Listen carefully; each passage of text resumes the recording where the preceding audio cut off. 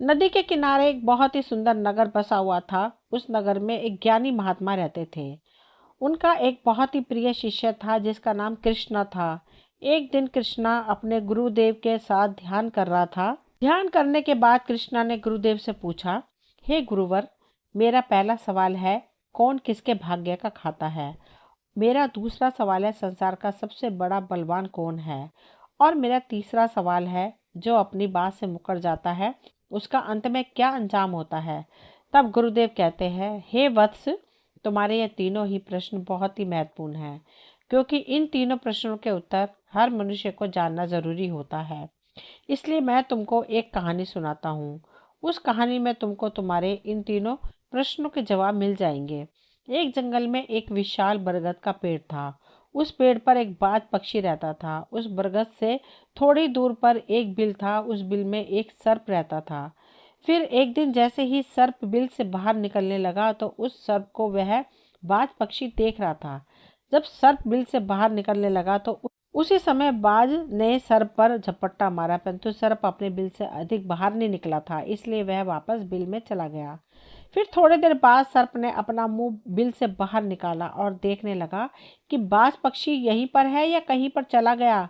फिर वह बाज पक्षी दोबारा उस सर्प पर झपट्टा मारता है, परंतु वह फिर से वापस अपने बिल के अंदर छुप गया। जैसे ही सर्प अपने बिल से बाहर निकलने के प्रयास करता तो बाज उस पर हमला करता और उसे उठाकर ले जाने की कोशिश करता।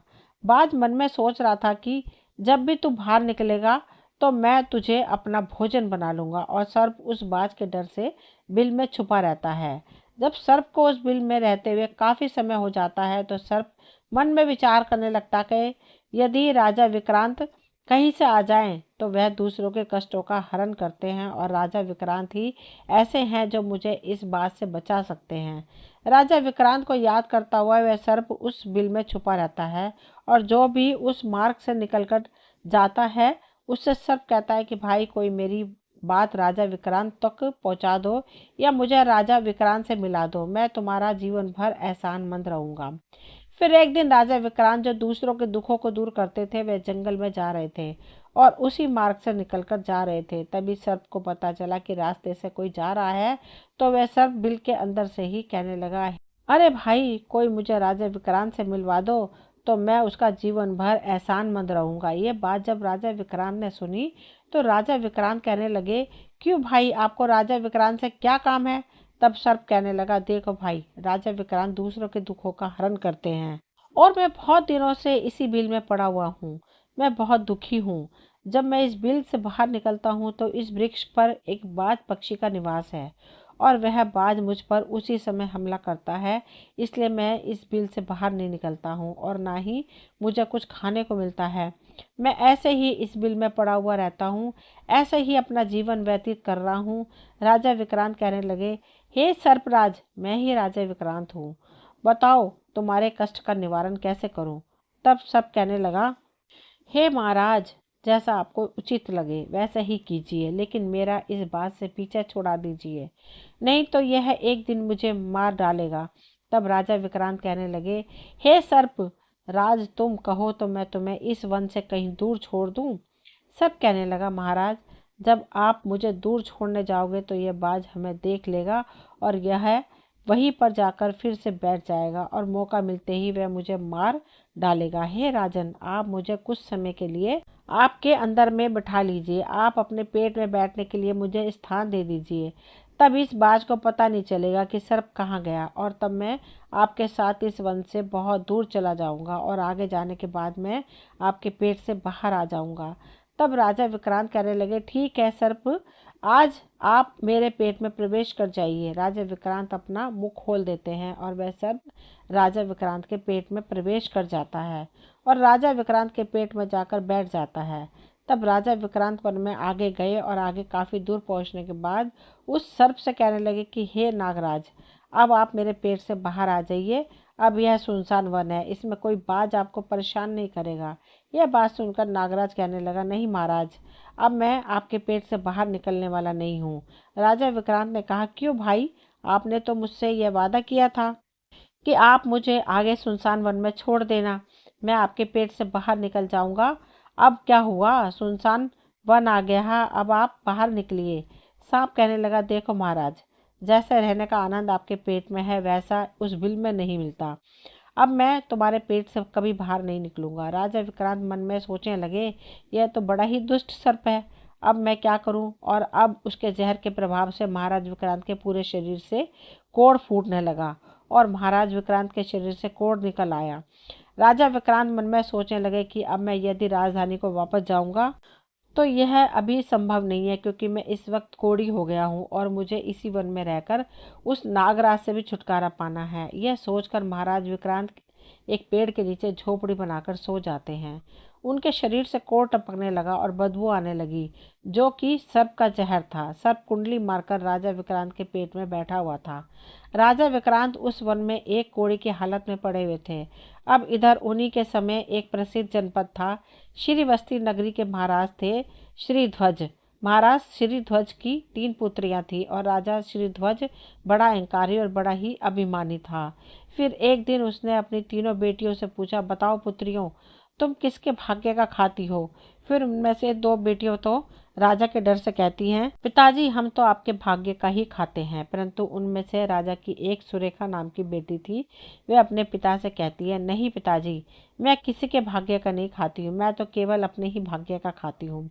उस बेटी की बात सुनकर राजा को बहुत क्रोध आया। राजा ने उसी समय नाई और ब्राह्मण को बुलाया। राजा नाई और ब्राह्मण से कहने लगा, मेरी इन दोनों बेटियों का रिश्ता तो आप किसी राजा के यहाँ करके आइए, और जो यह बड़ी वाली बेटी है इसका रिश्ता किसी कोढ़ी कलंकी या जिसके हाथ पैर ना हो उसके साथ करके आइए।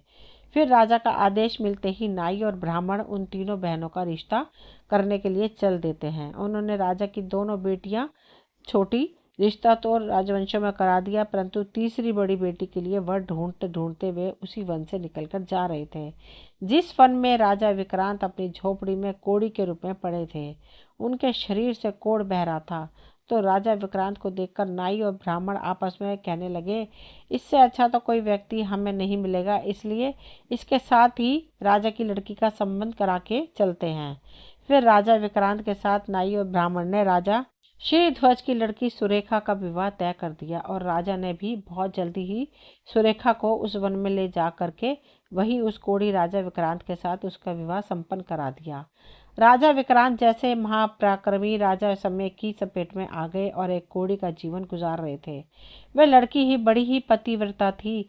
वह अपने पति राजा विक्रांत की सेवा करती थी और वह दोनों छोटी बहनें जो थी वे बड़े बड़े राजाओं के घर में गई तो वह तो आराम की जिंदगी जी ही रही थी, लेकिन सुरेखा राजा विक्रांत के साथ दुखी जीवन काट रही थी। कहते हैं, जो अपने नियम और सिद्धांतों पर रहता है और जो धर्म का पालन करता है, हमेशा ईश्वर उसे सुखी रखना ही पसंद करता है।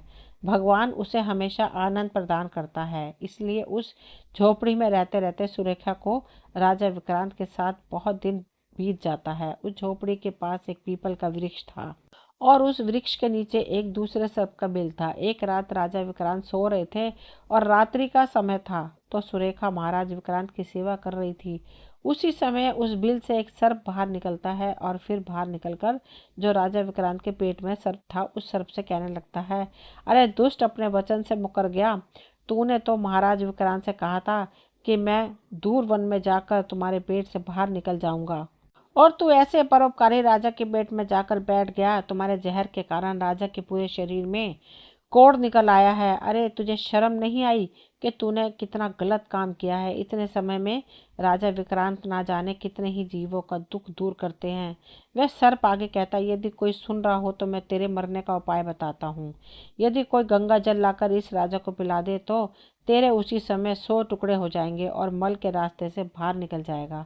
अब राजा के पेट के अंदर बैठा हुआ जो सर्प था वह दूसरे सर्प से कहने लगा कि तेरा जैसा भी मैंने कभी नहीं देखा। धन के खजाने पर कुंडली मारकर बैठा है।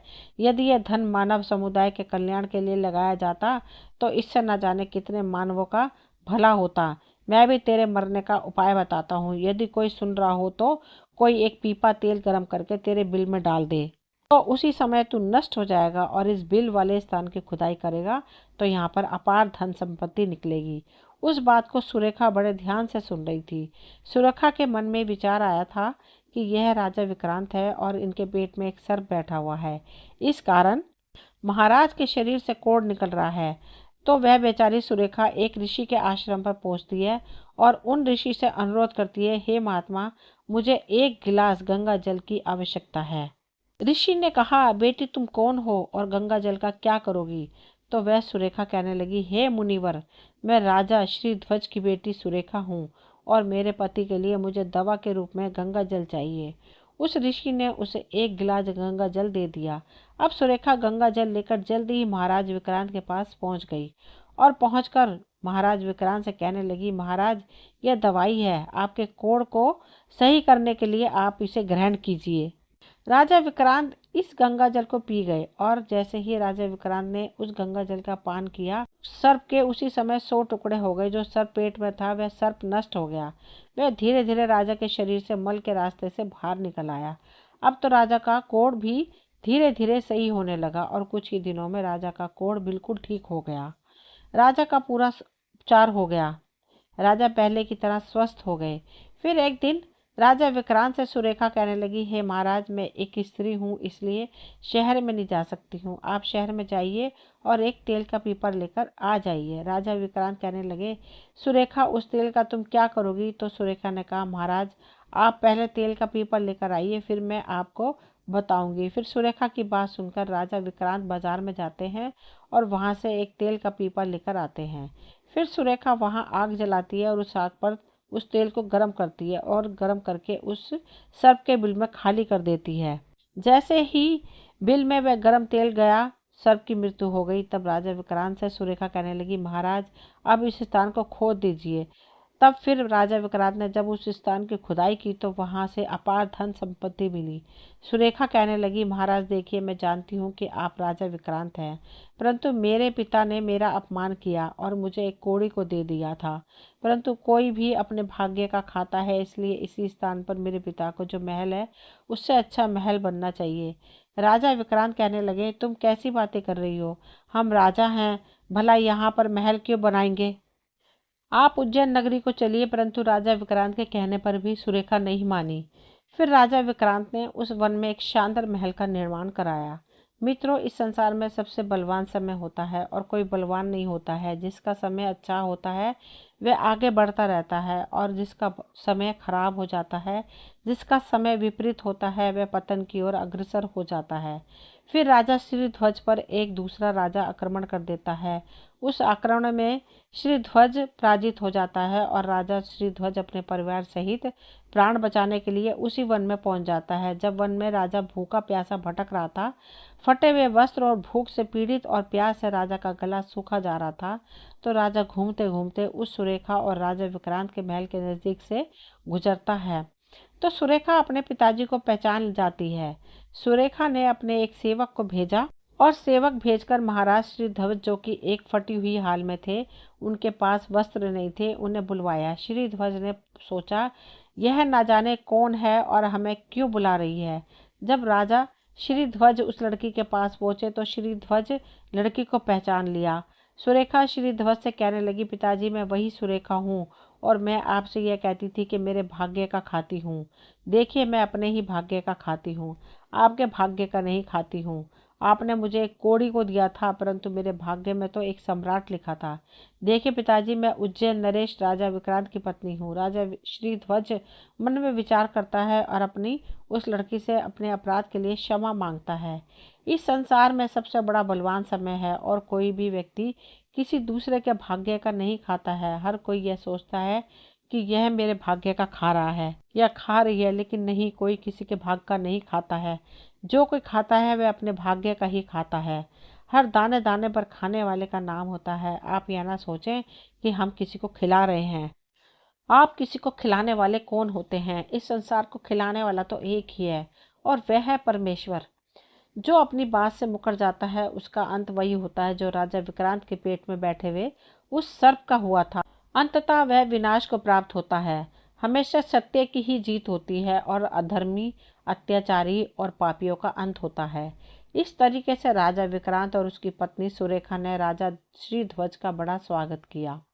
वे राजा विक्रांत महाराज श्रीध्वज को अपने साथ उज्जैन ले गए और बाद में राजा विक्रांत ने अपनी सेना राजा श्रीध्वज के साथ भेजी और जिस राजा ने श्री ध्वज को पराजित किया था, उससे अपना राज्य वापस पा लिया। जिसकी किस्मत अच्छी होती है उसके काम अच्छे होते हैं, उसे ईश्वर कहीं ना कहीं से देता है। और हम तुम तो अपने परिवार का पालन करने में भी हिचक जाते हैं, लेकिन इस संसार का पालन करने वाले को देखिए, वह पूरे संसार का हर जीव जंतुओं का ध्यान रखता है। तो मित्रों, आज की कहानी कैसी लगी? ये कहानी यहीं तक थी। मुझे उम्मीद है आप सभी को ये कहानी ज़रूर पसंद आई होगी। अगर कहानी पसंद आई हो तो प्लीज़ चैनल को सब्सक्राइब करें, वीडियो को लाइक शेयर करें। मिलती हूँ अगली कोई नई कहानी लेकर। कहानी सुनने के लिए आप सभी का तहे दिल से शुक्रिया।